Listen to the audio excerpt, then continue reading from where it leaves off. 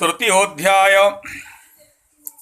यहाँ शुणी रामचंद्र कहती आगर यो क्यों कथा प्रभु कहतु एथर। यहाँ शुणी रक्षित कहती वचन हस्तिना बारुणा कथा शुण दे मन।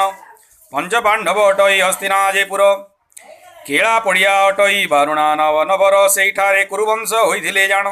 पांडवंक वंश राजधानी दे तही नकटेण आउ कथा ए कहि शुण तोर आगे।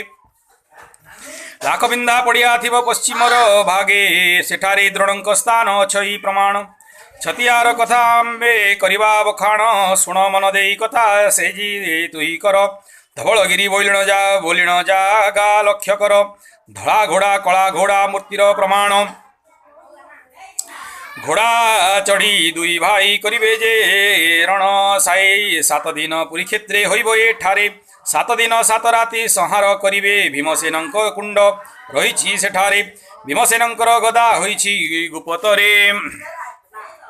उदार होइब पुण 42 ठारे। कथा बड़ विषम शुणिथा हो बारे। न कहिबु कहा आगे कहली बुझाई। स्थिर भावे शुण तुई प्रभुंकु जे ध्याई। आउरी कथाए शुण करिबि जे राम। आली रे होइब यज्ञ एकाक्षर नाम। सेठारे जे यज्ञ हेबो 21 दिन महिण महण महण घिय पोड़ा हेबो पुण। राजा राणी जे ठावरे आहुति करिबे। परमात्मा होइबे जे रही सेही ठावे। आळिरु लागिबो पुणी कଳି गोळ जाण। नेम्बाळ छाड़िबो गोळ अच्युत प्रमाण। पृथ्वी जाक गंडगोळ हेबो ए महिरे। बिरजा जा डाकिबे पुणी उठी घरे घरे घरे। कहली बुझाई राम हेतु रखी थाओ। 42 प्रकार जे होइब निश्चय। एकथा पंचकोशी मध्ये हेब नाही। बिरजा मंडले हेब हेतु रख तोही। आली रे घटिब सबु एही जे प्रमाण। कहली बुझाई राम हेतु कर ज्ञान। आउरी कथाए राम करिए कहिबि रे स्पुण। केउ केउ जागा मुहि निश्चय करिण। मने रखि थाओ तुही ए गुपत संधि। ध्यान रे पाइबु तू त्रिकुट संधि। भद्रेश्वर ठारे महायज्ञ जे होइब। 56 रे महायज्ञ घोटिण आसीब। 56 रे महायज्ञ घोटिण आसीब। आंगुली बाबाजी माने परीक्षा होइबे। रक्त नदी बहिजीव सुबलया ठाबे। सुबलया नदी रे जे रक्त बहिजीव। 34 कोटी गभीर सुबलया हेब। बेलपत्र तुलसी जे भासीब नदी रे। तेबे तू जानिबु राम एही नदी ठारे। सेतिकी बेले नदीर बहिण जे जीव। 80 रे बंध सबु फाटिण जे जीव। आहुरी कथाए शुण कहिबि बखाणी। त्रिवेणी धार कथाटी कहिबि जे पुणी। ललित गिरिठारे जे 3 धार हेब। से जोगु 3 मुहाणी डाक रही। बुझिलु रे राम तुही ए गुपत रहस्य। न कहिबु कहा आगे शुण रामदास। झरिया नामक अटे सरस्वती नदी। कहली तो आगे राम शुण मन भेदी। सुबलया नाम अटई गंगाधर। गुपतरे रही नाम अटे जे सागर। ए गुप्त कथाटी राम न कहिबु पुण। 12 जन्म रे पाइबु ए कथा प्रमाण।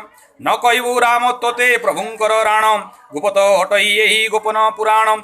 महामही जरा नाम थिबो जमुना जे नदी।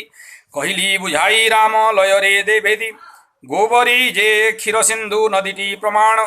से नदी तटरे मुहि अछटी जे जाण। आहुरी नदी कथा को रखिली गुपत। शिवकल्परे लेखिबि हे जो तू मनरे। कहली जे राम तोते पद्मकल्प गीता। प्रभुंक दास अटे ए पापी अक्षिता। इतिश्री पद्मखंड गीता कथने अरक्षित रामदास संवादे। नाम तृतीयोध्याय। चतुर्थोध्याय। यहाँ शुणी रामचंद्र कहती वचन। लीला हेबो केउठारे कुह त्रिलोचन। यहाँ शुणी अरक्षित दियंती उत्तर। लीला हेबो जाई मोर सुनील ग्रामर। आहुरी रही शुण लीला स्थान मान। झाड़स पुरठारे लीला हेबो जान। सुबलया धार तटे हेबो लीला तही। कहली बुझाई राम हेतु रख तुही। कली से हेब परा तही लीला मान। आहुरी कथाए शुण राम मो वचन। बोलीपड़ा मौजारे हेब लीला मान। बालीपड़ा ग्राम मध्ये अछि गुपत स्थान। काल कली रे प्रकट हेबो एही अटे स्थान। वाल्मीकि ऋषि आश्रम सेठी प्रमाण। नाम रही पूर्व काली बालीपड़ा जान। आहुरी कथा कहिबि बुझाई जे शुण। जनक ऋषि आश्रम कहिबि बुझाई। दीपगोप मौजारे मठ थिबो रही।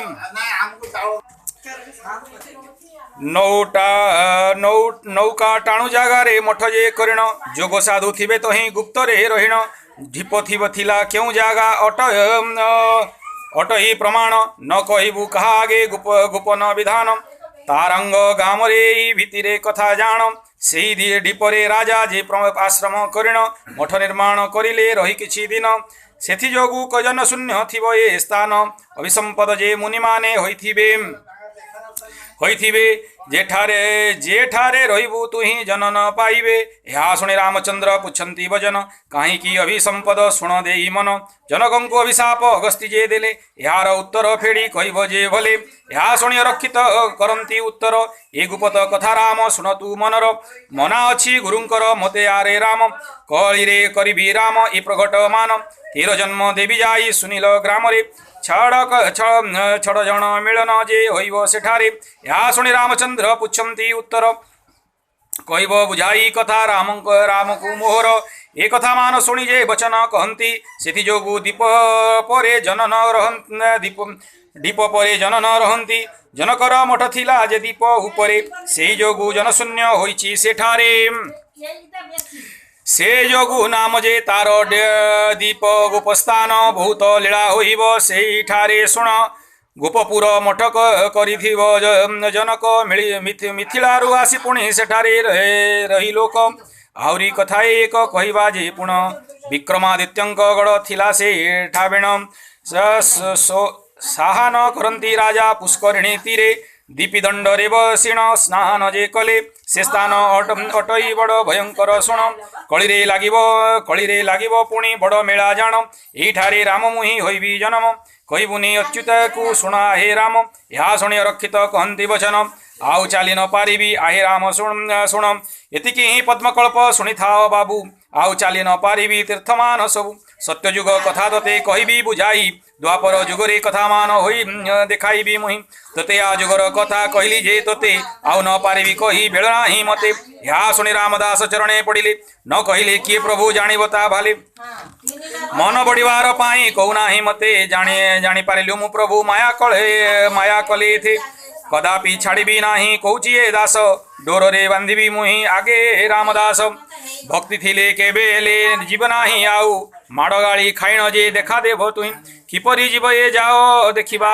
ତ ଭଲ ବୁଢ଼ିଆଣୀ ସୂତାରେ ଯେ ବାନ୍ଧିବି ଏଥର ବୁଢ଼ିଆଣୀ ସୂତା ଅଟେ ମୋର ପଞ୍ଚମନ ଏକ କରି ବସିଲା ଲଗାଇବି ମୁହିଁ ଧ୍ୟାନ ଆହୁରି କଥା ଏ ଶୁଣ ତହିଁ ମନ ଦେଇ ବହୁଛି ବୁଝାଇ ରାମ ମନେ ରଖ ତୁହି 16 ମଠ 8 ତୁଠ ଏଠାରେ ଅଛଇ ନ କହିବୁ କାହା ଆଗେ ମୋର ବାକ୍ୟ ଏହି ଏହା ଶୁଣି ରାମଦାସ କହିଲେ ଯେ ଶୁଣ ଯେଉଁଠାରେ ମଠ ଅଛି କହିଦେବ ପୁଣ 8 ତୁର କାହିଁ କୁହ ମୋ ଆଗେ ଖୋଲିଣ ମନର ସନ୍ଦେହ ଦୂର ହୋଇଯିବ ଜାଣ ଏ କଥା ଶୁଣି ଅକ୍ଷିତ କହନ୍ତି ରାମକୁ ଗୋପତ ବାଣୀ ନ କରିବୁ ଯେ କାହାକୁ କହିବି ରାମ ଏ ବାଣୀ ତୋହିଁରି ଆଗ୍ରତେ କଳିରେ କରିବି ତୋତେ ଆଉ ମୁହଁ ଭକ୍ତେ 25 ଅଙ୍କରେ ମୁହିଁ କରିବି ଯେ ତୋତେ ଲୟ ରଖିଥିବୁ ତୁହି ମୋ ବାଣୀକୁ ଚିତ୍ତେ ଆହୁରି କଥାଏ ଶୁଣ ମନ ଦେଇ ରାମ ଯମୁନା ନଦୀ କୂଳରେ ଥିବ ମୋର ସ୍ଥାନ ବେଲବଣ ମଠରେ ଯେ ରହିବଟି ଜାଣ ସେଠାରେ ଦେଖିବି ମୁହିଁ ମଣ୍ଡଳଟି ପୁଣ